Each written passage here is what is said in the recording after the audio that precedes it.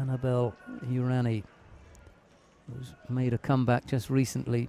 And they had a final at one of the tournaments. I just can't remember exactly which one, and then ran it over. That's overcome her. Yes. She's proving very difficult, so that's an internal battle there for the French to work out. Nareks, well, she's still around after, well, whatever number of years. I was gonna say, like, I saw do you know how long? Well, I saw her fight at the European Championships in Maribor.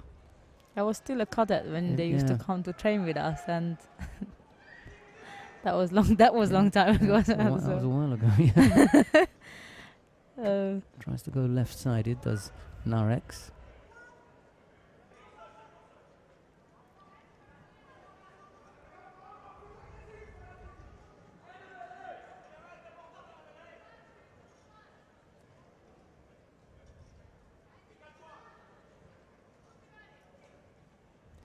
He's had some good results in Europe and the European circuit and that kind of thing, but I think that was the level, you know, and beyond that, things got a little bit more difficult for her.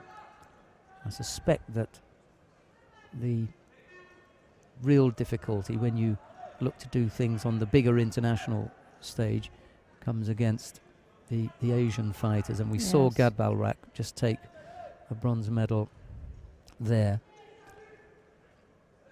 Kondo Ami took another bronze, so 2 Asian fighters, neither of them are number one in their countries, both coming and taking a medal here. Taking medals at a good Grand Prix. This is a good level, and I suspect that Nareks would have come up against incredibly tough fighters during her time at 52 kilos. So 10 years. Well, don't really want to be going back over the tough fighters from Asia in the under 52 kilo category in the last 10 years. We'd be here all day talking about them. There'd just be so many.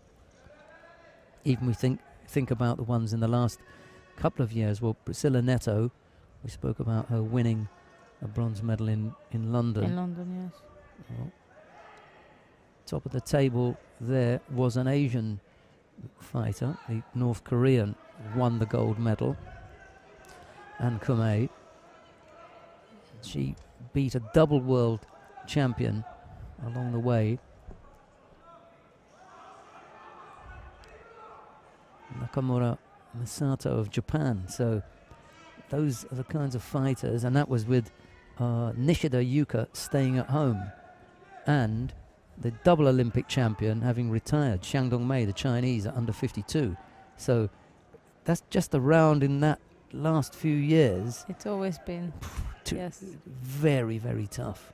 It's true, in 52 it's always been an Asian domination from the Asian players.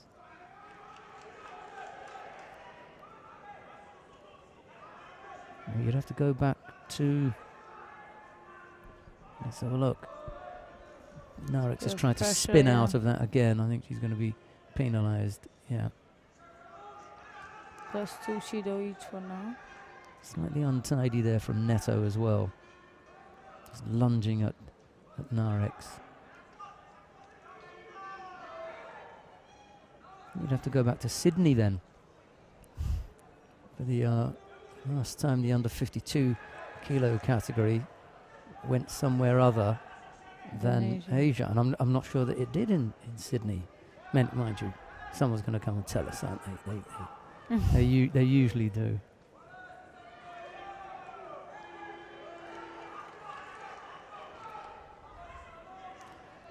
Well, both fighters have fallen into the trap of spending far too long in trying to get a grip that they feel strong enough to work from.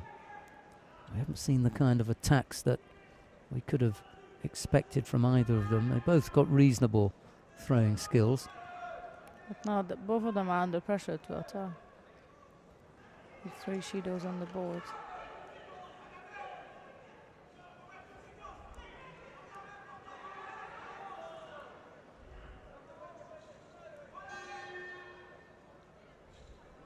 See, Gneto, for me, pushed Nareks out. Yeah.